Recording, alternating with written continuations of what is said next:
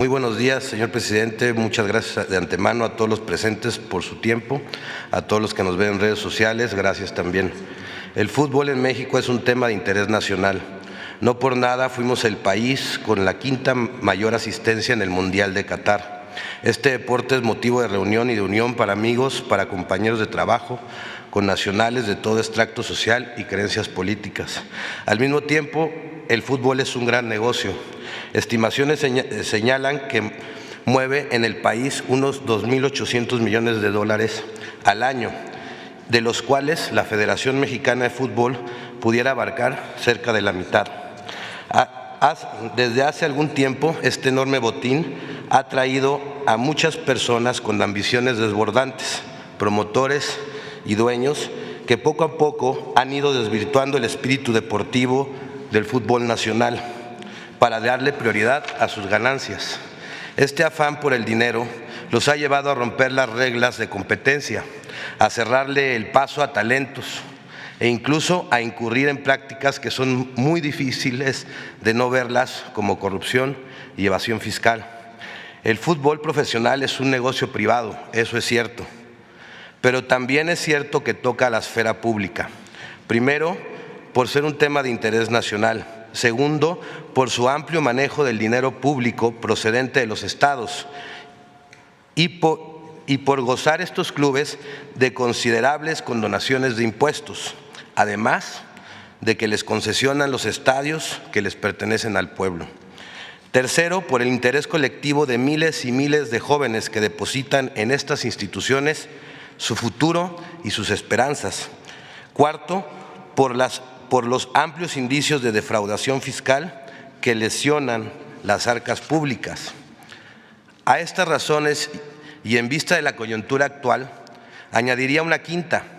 Estas prácticas retrasan el desarrollo deportivo del país, como acabamos de atestiguar todos. México no puede permitir que estos grupos de interés continúen matando más generaciones de jóvenes con talento. Este reportaje tiene la intención de mejorar, corregir y no de perseguir.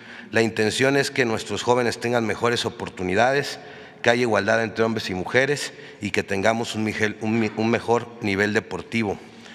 No está de más decir que cualquiera de los mencionados en este reportaje tiene garantizado su derecho de réplica en el portal del Quintana Roo MX. Doy inicio a mi presentación, señor presidente, no sin antes agradecer esta oportunidad.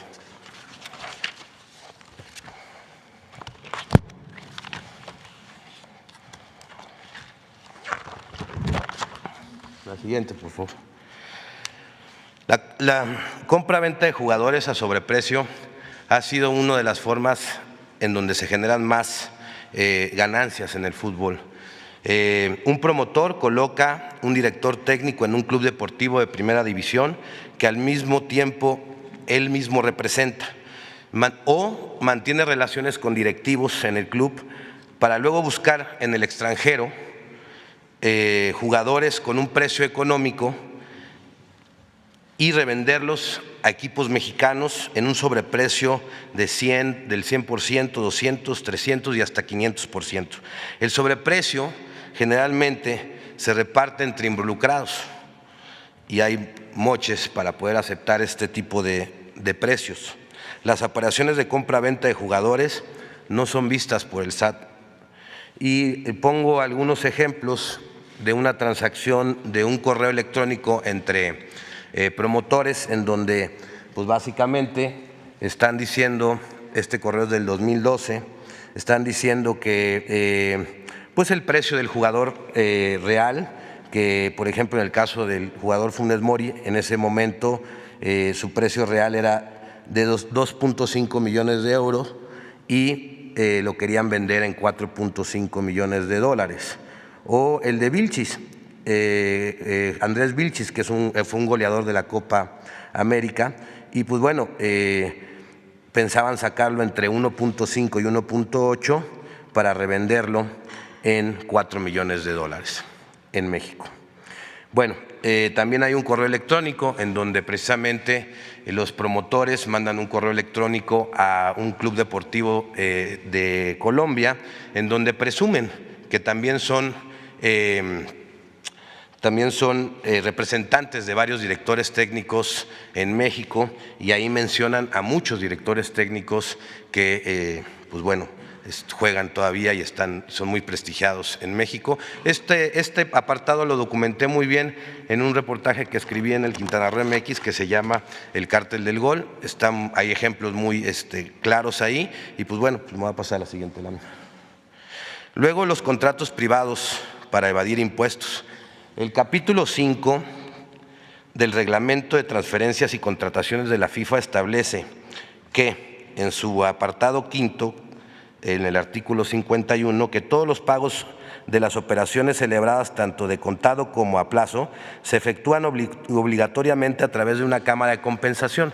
Esa cámara de compensación tampoco está regulada por el SAT, tampoco tiene, digamos, una vista. Y ahí pongo un ejemplo de un correo en donde precisamente el Club Atlas, en una negociación con un promotor, le decía que al momento de documentar esto, ustedes me solicitaron hacerlo en 2 contratos, uno oficial para registrar frente a la Federación y otro complementario donde se complementan los salarios y todo. Y estos contratos, pues bueno, pues también vimos aquí la compra del Club Pachuca, que realizó con una operación con un jugador de $7.5 millones a una empresa que se llama Colarca SADCB, que en fuentes abiertas pues pudimos ver que es una importadora. Y pues bueno, este es el uso, digamos, de los contratos dobles. Y para dejar más asentado este tema, voy a presentar una grabación entre un presidente de la Federación Mexicana de Fútbol en activo con un presidente de club, en donde precisamente ellos hablan de los contratos por fuera y por dentro. Contratos por dentro es peculiarmente interesante porque está hablando el presidente de la Federación Mexicana de Fútbol y pues está violando su propio reglamento, ¿no? Porque se supone que debería de pasar todo por la Cámara de Compensación, pero pues él mismo está diciendo. Entonces, pues, no sé si lo podamos escuchar. ¿Y tú? ¿Llegaste bien de Honduras y todo? Todo bien, gracias a Dios. Bueno. Oye, gordito lindo. Mande. Un favor, gordito, no me ha pagado Morelia, no me ha pagado Tijuana. Este estado encima de, no son de mamadas, Álvaro. Cabrón, son mamadas, cabrón. Diga Guzmán, gordo, que no mames. Diga Guzmán también. Que no chingue, gordo, lleva más de 2 meses. Creo que hay una bronca con el de, aunque Bonilla y yo hemos estado sobre eso, pero el de Morelia es por afuera, ¿no? Sí. ¿Y sí. ya lo metiste? No, eso es lo que tengo que, por eso te hablaba también, hay que meterlo antes de la liguilla y todo este pedo, ¿no? Sí, porque eso sirve, güey, porque hoy, por ejemplo, mañana gana el Morelia y se mete los cabrones. Sí, es que bueno que me dices, ¿qué te mando? La carta y el contrato firmado por ellos, ¿verdad? El convenio. Sí, mándaselo a Enrique, bueno, bonito, para que lo meta a controversias y inicies la controversia. Pues sí. Pues no quiero ese pedo, pero no mames, cabrón. Y también el pinche Jorge ni me contesta, gordo. Hank, ni me contesta. No, ahorita 15 millones de hace 2 meses, gordo. Y ese está por dentro, gordito. No, ese sí está registrado, sí. Veracruz me debe también, gordo. O sea, es que... Sí, Veracruz anda colgado también. No, gordito, es que sí está cabrón. Ojalá y se metan, como tú dices, para que ahí nos agarramos de los huevos, cabrón. Exactamente. Pero lo que sí me da, o sea, a uno le exige mi gordito puta madre, cabrón. Yo que yo así, pero bueno, flujo de la verga. No, yo nunca le fallo a nadie. Nunca le fallo a cuando están por afuera, está cabrón. Pero ya ves por dentro también de Tijuana, cabrón. Bueno, pero ahorita pero este güey, como siempre se espera el último día, el hijo de puta. No, pero ahorita le habla Jorge. Nunca le fallé, fueron $9 millones que le pagué, todos le he pagado, y este hijo de puta, no mames. O sea, y contrato un técnico, Miguel Herrera, de $1.5 millones, ni siquiera Zambuesa, que gana, o sea, no mames. O sea, es que cinismo, cabrón. Es lo que me imputa, cabrón. Ahorita ya ves. Perdóname, gordito, que yo Enrique le he molestado, pero es que tú tienes más peso, gordito. No te tienes. Y ahorita qué bueno que me dijiste, porque tengo que meter el contrato privado a controversia.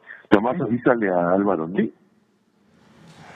Peculiarmente es interesante porque hablan de los contratos por fuera y por dentro, y está hablando Decio de María, quien era el presidente de la Federación Mexicana de Fútbol, con un con un presidente de club. Y bueno, pues complementando la información, después Decio de María le marca precisamente a Jorge y le pide que le pague, por favor, a Jesús Martínez. También tenemos esa grabación que no la incluí. Entonces, pues voy a pasar a la siguiente.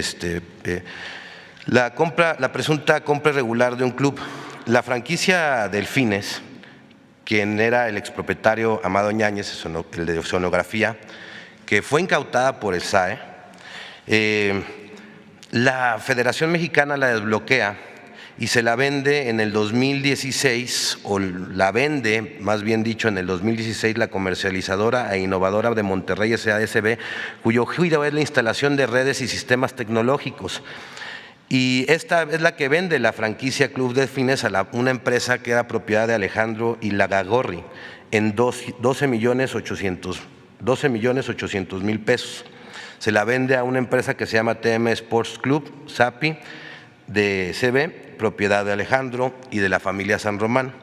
Luego de esta transacción, ellos le cambian el nombre y le ponen la Jaiba Brava de Tampico. Para luego, en la siguiente, por favor, para luego, desde el gobierno de Cabeza de Vaca, empezar a bajar dinero público del estado de Tamaulipas en las cantidades que le dio. Esta información es de Elefante Blanco, donde le dio a Tamaulipas 58 millones de pesos anuales a este club. Lo sacaron desde varias secretarías, ¿no? Sacaron desde la Secretaría de Educación, la Secretaría de Desarrollo Económico, la Secretaría del Bienestar, la del Instituto del Deporte, la Coordinación de Comunicación Social, la Secretaría de Desarrollo Urbano, la Secretaría de Desarrollo Económico, la Secretaría de Bienestar Social, la de Educación y la Secretaría de Seguridad Pública. En estas cantidades, el gobierno de Tamaulipas pues dio esta cantidad de dinero. Y para la recepción de esos recursos, presuntamente Alejandro Ilagagorri presentó y presuntamente abrió una cuenta bancaria a espaldas de la familia San Román, o así lo confirma la información que tenemos en las manos, y la familia San Román se entera de estos contratos luego de que fueran publicados por el reportaje que se llama Jaiba Brava, del periodista Carlos Manuel Suárez, del portal Elefante Blanco. Pues pasaré a otro ejemplo. Otro ejemplo de dinero público en el fútbol, el llamado modelo Pachuca. Murillo Karam le vende a Jesús Martínez el equipo del Pachuca en cerca de 1 millón de pesos cuando valía casi 10. Luego otro gobernador, Núñez Soto, le dona 2 terrenos en la Hacienda de la Concepción, propiedad del Estado, y parte de la zona plateada, en donde hacen una universidad de fútbol privada, que hay que decir que es carísima, que no es nada fácil estudiar, nada barato estudiar en esa universidad, y hacen un hotel, un centro de convenciones, estacionamientos. El regalito aproximadamente fue de 2,000 millones de pesos pertenecientes a los hidalguenses. Luego Osorio Chong también, como gobernador de Hidalgo, también da dinero público para hacer lo que se convirtió el Salón de la Fama. Siguiente. Estas son condonaciones de impuestos que se le han hecho a clubes. Felipe Calderón y Enrique Peña Nieto le condonaron 2,620 millones de pesos de impuestos a 12 clubes entre 2007 y 2018.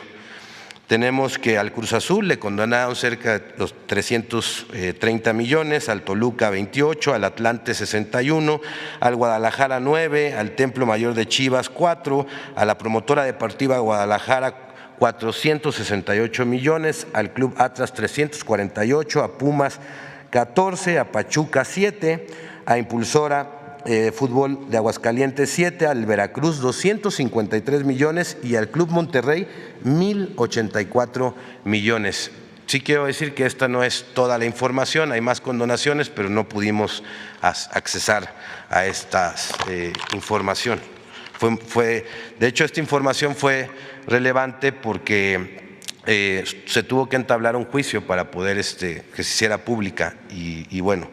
Luego viene pues la violación al artículo 4 de nuestra Constitución, que habla de la mujer y el hombre son iguales ante la ley. Esta protegerá la organización y el desarrollo de la familia. También en el mismo artículo habla de que toda persona tiene derecho a la cultura física y a la práctica del deporte. Sin embargo, las jugadoras profesionales de fútbol en México pues no tienen los mismos oportunidades de salario que tiene un varón.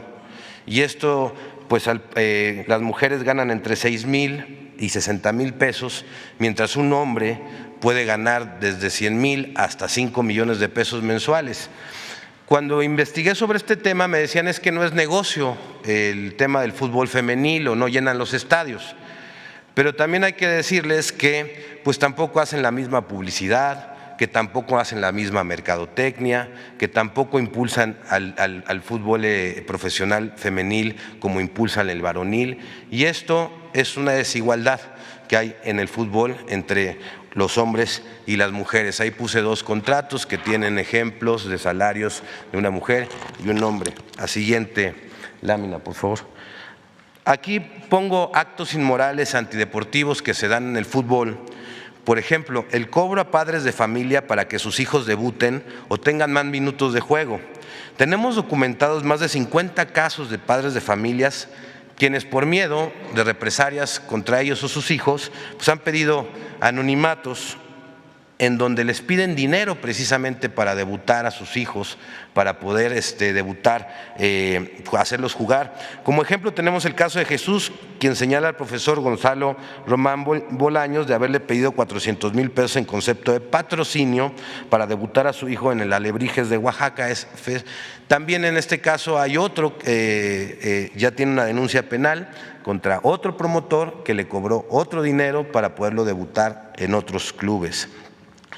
Después venimos con la preferencia de lo económico y no por lo deportivo. El afán de priorizar los beneficios económicos para los dueños de los clubes, estos toman la decisión de eliminar el ascenso y el descenso, lo que ha perjudicado el nivel de competitividad en la Liga MX. Y pues bueno, lo hacen para que sus clubes no bajen, y porque cuando baja un club a la Liga de Expansión, pues baja considerablemente el precio de la franquicia y las ganancias que tienen de ellos. También hoy en día cada club puede tener hasta 8 extranjeros jugando en la cancha, lo que limita el espacio a los jóvenes talentos mexicanos y fomenta el negocio de la compra-venta de jugadores a sobreprecio y el presunto fraude fiscal del que habíamos hablado en la primera lámina. Antes no era así, antes había nada más 5. Y la multipropiedad, que está prohibida por la FIFA, la cual ha aumentado en los últimos años en México y que causa un grave conflicto de intereses en el fútbol mexicano. Siguiente. Esta me trajo mucha la atención porque la mayoría de los ciudadanos creemos que los Pumas son de la Universidad Autónoma de México, pero no, en realidad son del Club Universidad Nacional AC, una asociación civil con una personalidad jurídica propia, ajena a la universidad, a la cual están integrados empresarios, periodistas, políticos, exfuncionarios de la universidad y funcionarios activos que necesitan tener en esa asociación. Y pues uno de los que es dueño aparece como socios en la parte de los Pumas, pues imagínense, es Ciro Murayama Rendón, consejero del INE, Jorge Espinosa de los Monteros, quien es promotor y vende jugadores también. De hecho a él se le achaca, ahorita a él se le da que hayan contratado a Dani Alves ahí en los Pumas, o sea, un grave conflicto de intereses, ha vendido muchos jugadores en México, es perteneciente al reportaje que escribí del Cártel del Gol como uno de los operadores, promotores con más transacciones que lo hacen a través de prestanombres, que esto es importante. Llegar a ellos es muy complicado porque usan a otro para llegar a esa transacción. También están Alejandro Midamora, exnieto del abogado, también hijo de Eduardo Medina Mora, Raúl Medina Mora, Alonso Carvajal Villaciencio, que es comentarista de Televisa. Y bueno, este reportaje fue publicado por Mauricio Romero en el portal Aristegui Noticias y pues bueno, es bien interesante porque la universidad le da 50 millones de pesos anuales y le presta el estadio a esta asociación para que puedan llevar a cabo sus actividades.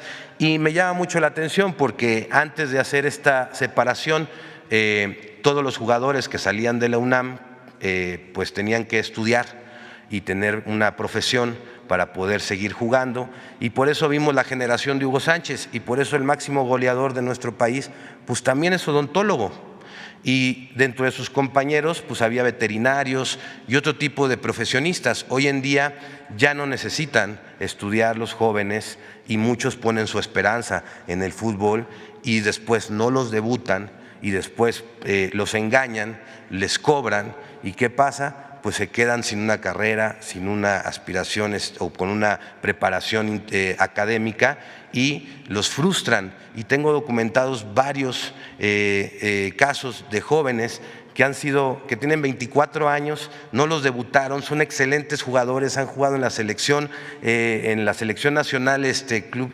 sub-15, sub-17, y después no los debutan en primera división y se quedan ya sin la esperanza y les rompen la esperanza y luego no saben ni qué hacer porque no estudiaron. Y eso no pasaba en la Universidad Autónoma y hoy sí pasa, ¿no?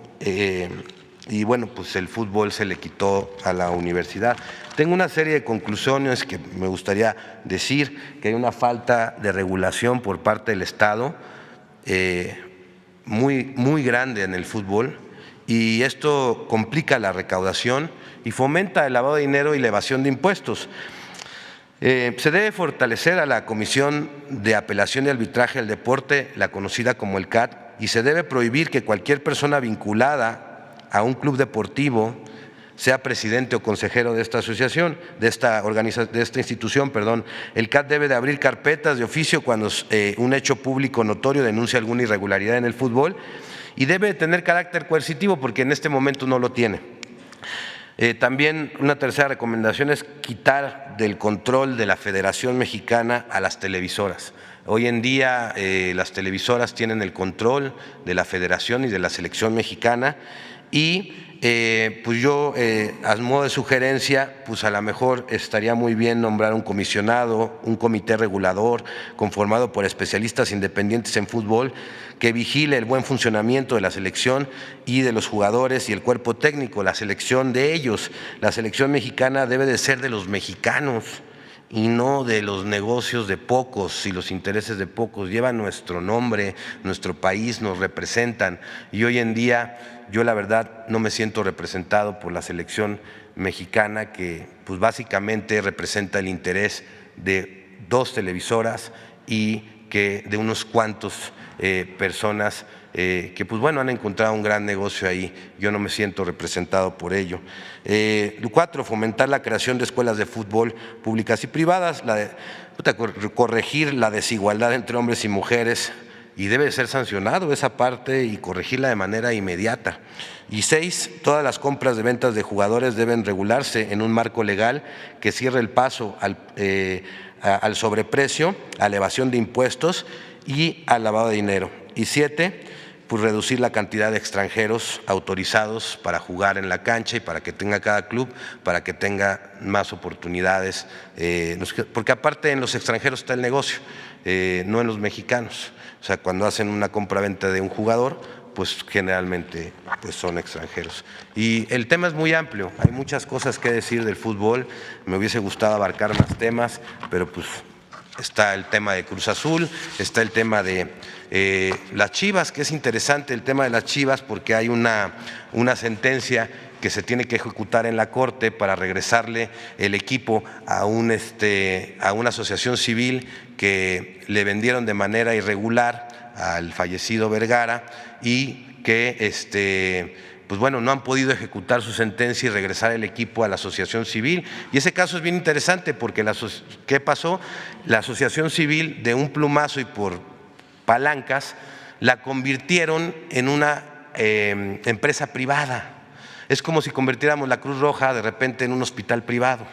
Y entonces, pues bueno, pues le quitaron el patrimonio a muchos asociados del Club Chivas. Hasta el día de hoy, 20 años después, no han podido ejecutar su sentencia, aunque es un amparo que ha dictado la Corte, y no le han regresado el club a la asociación que le pertenecía. Pues eso sería todo, y pues bueno, pues muchas gracias por escucharme. Buenos días, señor presidente. Sobre el tema del fútbol, para preguntarle si hay alguna investigación específica sobre lavado de dinero, evasión fiscal o cualquier otra que haya surgido a partir pues, de su sexenio. No hay prácticamente investigaciones sobre defraudación fiscal porque se tomó la decisión de prohibir la condonación de impuestos.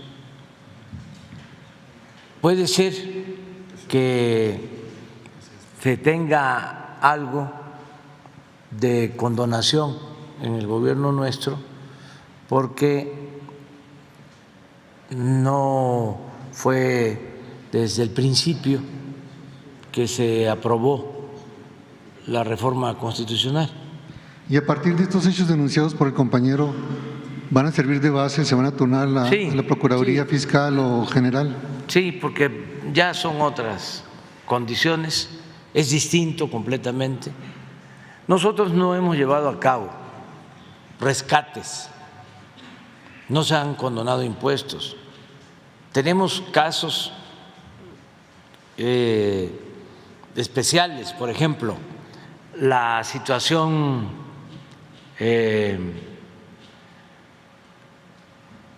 de insolvencia, no quiero usar la palabra quiebra, de Altos Hornos, con deudas en el SAT, en Pemex, la Comisión Federal de Electricidad, IMSS, y no hemos solicitado el que se paguen todas estas deudas porque está de por medio la fuente de trabajo y la importancia que tiene esta planta en Monclova, pero nos piden rescate, eso no lo podemos hacer. Lo que nosotros estamos recomendando pues es que entren nuevos socios, que inviertan y que no se arruine esa empresa. ¿No sería esta una oportunidad para que interviniera el Estado mexicano en el respeto que tiene el ejercicio de la actividad deportiva? Se vea, por ejemplo, no solamente en el fútbol, sino en el béisbol. Por ejemplo, es común que los municipios, los estados, ¿verdad?, o inclusive organismos descentralizados inviertan, entre comillas, para fomentar, entre comillas, el deporte, pero hay un trasfondo de corrupción evidente, ¿verdad?, donde le cuesta a la autoridad, tanto en las donaciones que hace o en las exenciones que hace de cobro de derechos. ¿Esto no sería la oportunidad para establecer un mecanismo que investigue con seriedad, respetando la actividad privada, las actividades deportivas que se han convertido en abusos de niños que impiden el desarrollo del deporte y en fuente de corrupción? Sí, yo pienso que tiene que ser una iniciativa de los promotores del deporte, que no basta con la regulación, así como hablamos de la prensa, que la prensa se regula con la prensa. es las mismas organizaciones deportivas independientes las que tienen que ir mejorando sus procedimientos, su actuación y, en el caso de los gobiernos, pues que se cuiden los bienes del pueblo. Por ejemplo, no se puede dar un subsidio de 1,000 millones de pesos en impuestos. Eso es un exceso. En general, no debe de haber condonación de impuestos cuando se trata de negocios particulares. Y ya eso está resuelto, porque de acuerdo a la Constitución está prohibido condonar impuestos. Lo otro, pues sí, es fomento del deporte, pero siempre que haya transparencia, que no se convierta en lucro, en beneficio de unos cuantos, y que se piense en la gente, en este caso en los aficionados. Es excepcional la afición que hay en México por el fútbol. ¿Y por el béisbol? Y por el béisbol, antes más, porque también se promovió más el fútbol. Yo recuerdo que durante mucho tiempo los noticieros de televisión decían: ahora nos vamos a la sección deportiva, y era puro fútbol. Béisbol, nada. Básquet, nada. Otro deporte, atletismo, nada. La sección deportiva era fútbol.